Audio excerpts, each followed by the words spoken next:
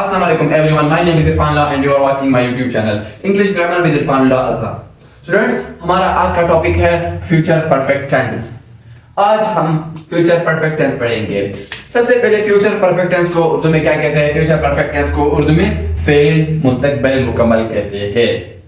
अब इस टेंस को यानी फेल मुस्तकबिल मुकम्मल को हम ऐसे काम के इजहार के लिए इस्तेमाल करते हैं जो मुस्तकबिल में मुकम्मल हो चुका होगा, यानी ऐसे काम जो हमारे पास मुस्तकबिल में यानी फ्यूचर में मुकम्मल हो चुके होंगे. For example, I shall have played football. मैं फुटबॉल खेल चुका होऊंगा. या she will have cooked the rice. वो चावल पका चुकी होंगी. और इसके बाद इसका इंग्लिश डेफिनेशन क्या है? इसको इंग्लिश में इसका डेफिनेशन हम ऐसे करेंगे कि we use future perfect tense for those words or actions which we will have completed before another action started. यानी हम फ्यूचर परफेक्ट टेंस को उन कामों या अमाल के लिए इस्तेमाल करते हैं जो हमारे साथ फ्यूचर में यानी मुस्तकबिल में मुकम्मल हो चुके होंगे दूसरे काम शुरू होने से पहले. For example, I shall have completed my work before you come. आपके आने से पहले मैं अपना काम मुकम्मल कर चुका होऊंगा. अब ये होगा यानी हम दूसरे काम शुरू होने से पहले यानी आपके आने से पहले मैं अपना काम कर चुका होऊंगा. और इसके बाद for example, she will have eaten the food before you come. आपके आने से पहले वो खाना खा चुकी होगी. यानी उम्मीद करता हूँ कि आपको इसका डेफिनेशन समझ में आ गया होगा.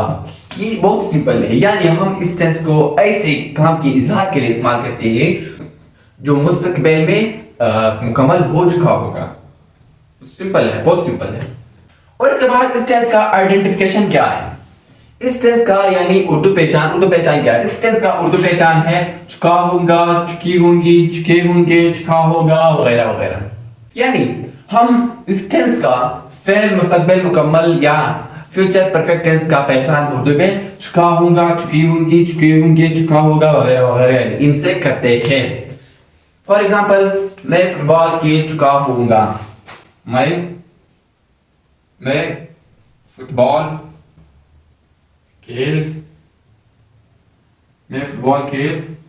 चुका होऊंगा. मैं फुटबॉल खेल चुका होऊंगा. अब इस सेंटेंस के यानी इस उर्दू सेंटेंस के ई में क्या है? चुका होगा. यानी इस उर्दू सेंटेंस के आखिर में क्या है? इस सेंटेंस के आखिर में हमारे पास है चुका होगा. अब चुका होगा क्या इसकी उर्दू पहचान में है या नहीं? बिल्कुल है, चुका होगा. यानी मैं फुटबॉल खेल चुका होऊंगा. यानी ये खेलना, ये एक्शन खत्म हो चुका होगा, इन फ्यूचर में खत्म हो चुका होगा. तो इस टेंस का पहचान हम चुका होगा, चुकी होगी, चुके होंगे से करते हैं. और इसके बाद फॉर एग्जाम्पल, वो गाड़ी चला चुका होगा. वो गाड़ी चला चुका होगा. अब इस जुमले के आखिर में हमारे पास क्या है? चुका होगा. अब चुका होगा फ्यूचर परफेक्ट टेंस का उर्दू पहचान है. यानी इस टेंस का पहचान हम उर्दू में चुका होगा, चुकी होगी, चुके होंगे वगैरह वगैरह यानी इनसे करते हैं. और इसके बाद इस टेंस में हम वर्ब की कौन सी हालत को इस्तेमाल करते हैं? इस टेंस में यानी फ्यूचर परफेक्ट टेंस में हम थर्ड फॉर्म ऑफ वर्ब इस्तेमाल करते हैं. यानी super conjugated form of verb इस्तेमाल करते हैं. जैसे कि मैंने आपको फॉर्म्स ऑफ वर्ब बताया कि अगर आपने वीडियो नहीं देखी है तो उसको आप मेरे YouTube चैनल पर देख सकते हो. और इसके बाद इस टेंस का हेल्पिंग वर्ब क्या है? इस टेंस का हेल्पिंग वर्ब का मानी है इमदादी फेल. यानी मैंने आपको हर टेंस के लेक्चर में आपको कहता हूं कि हम हेल्पिंग वर्ब हमें किसी सेंटेंस में टेंस दिखाता है, जमाना दिखाता है. For example, do, does, is और am, was, were, will, shall, will have, shall have, will have been, shall have been.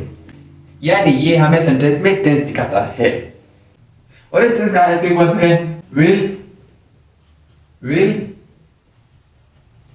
Have and shall have. will have shall have। इसलिए मैंने आपको बताया था कि फ्यूचर कंटीन्यूअस टेंस का helping verb है will be shall be, और future indefinite tense का हेल्पिंग वर्ब है will shall, future perfect tense का हेल्पिंग वर्ब है will have shall have, और फ्यूचर परफेक्ट कंटीन्यूअस टेंस का हेल्पिंग वर्ब है will have been shall have been। अब इसको याद रखना है। अब इस टेंस का हेल्पिंग वर्ब है will have been shall have been। अब हम इसको समझेंगे कि हम will have को कौन से सब्जेक्ट्स के साथ इस्तेमाल करते हैं और shall have को कौन से सब्जेक्ट्स के साथ इस्तेमाल करते हैं।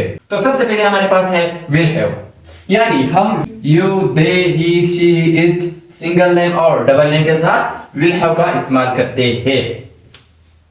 इन सब्जेक्ट के साथ हम will have का इस्तेमाल करते हैं। उसके बाद हमारे पास है shall have। shall have, shall को हम I और we के साथ इस्तेमाल करते हैं, I और we। और इसके बाद मैं इस टेस्ट का कुछ एग्जांपल्स बोर्ड पर लिखूंगा और आपने गौर फिक्र से इसको देखना है और समझना है। तो चलिए चलते हैं एग्जांपल्स की तरफ। अब सबसे पहले हमारे पास एग्जांपल है he will have taken tea, वो चाय पी चुका होगा। अब इस सेंटेंस में सबसे पहले हमारे पास क्या है, हमारे पास सबसे पहले सब्जेक्ट है, उसके बाद will have future perfect tense का हेल्पिंग वर्ब है, और टेकन हमारे पास थर्ड फॉर्म ऑफ वर्ब है यानी सुपर कंजुगेटेड वर्ब है। तो ये हमारे पास कौन सा सेंटेंस है, ये हमारे पास पॉजिटिव सेंटेंस है, ये हमारे पास पॉजिटिव सेंटेंस है। उसके बाद हमारे पास है will he have taken tea, क्या वो चाय पी चुका होगा। अब सबसे पहले हमारे पास क्या, सबसे पहले हमारे पास हेल्पिंग वर्ब है, सेकंड नंबर पर हमारे पास सब्जेक्ट है, ये हमारे पास सब्जेक्ट है, और उसके बाद है ओ, ये बहुत मोस्ट इंपॉर्टेंट पॉइंट है। आपको ये सोच समझ में रखना है कि हम इंट्रोगेटिव सेंटेंस पे सब्जेक्ट को will have और shall have के दरमियान लिखते हैं। will have shall have के दरमियान, for example will he have, shall I have, will Ali have, will she have, इस तरह आपने क्वेश्चन बना लिए हैं। उसके बाद थर्ड फॉर्म ऑफ वर्ब और डी हमारे पास ऑब्जेक्ट हो गया, और इसके बाद हमारे पास है नेगेटिव सेंटेंस। अब नेगेटिव सेंटेंस में सबसे पहले हमारे पास क्या है, सब्जेक्ट और will not have। अब नेगेटिव सेंटेंस में आपने नॉट को हेल्पिंग वर्ब के दरमियान में लाना है, जैसे कि हमने इंट्रोगेटिव सेंटेंस में ही यानी सब्जेक्ट को हेल्पिंग वर्ब के दरमियान में लिखा है, इसको यूज किया है, ये इसी तरह इस्तेमाल होता है। तो आपने क्या करना है, हर यानी अगर आपने फ्यूचर परफेक्ट टेंस का नेगेटिव सेंटेंस बनाना है तो आपने सब्जेक्ट यानी will have और shall have के दरमियान में आपने नॉट लगाना है, ठीक है। उसके बाद हमारे पास है टेकन टी। अब टेकन हमारे पास थर्ड फॉर्म ऑफ वर्ब है, और इसके बाद हमारे पास एग्जांपल है you will have started a job, आप एक नौकरी शुरू कर चुके होंगे। will you have started a job, क्या आप नौकरी शुरू कर चुके होंगे। You will not have started a job, आप नौकरी नहीं शुरू कर चुके होंगे।